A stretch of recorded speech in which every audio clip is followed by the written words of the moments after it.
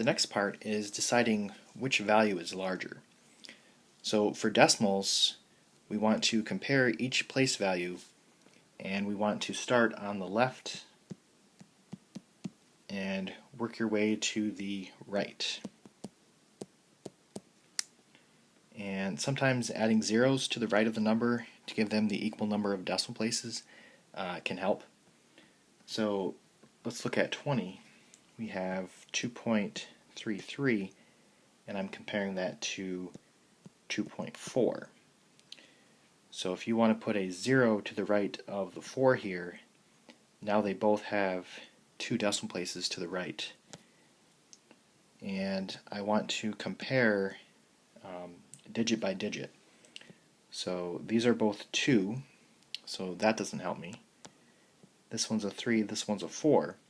Because 4 is bigger than 3, then this number is larger. So 2.4 would be my answer. Looking at 21, again, I think it helps to write them vertically and add 0 so that they match with the number of places. So if you compare, these are both 0, so that doesn't tell me anything. This one's a 0, this one's a 7, so this one is the larger number.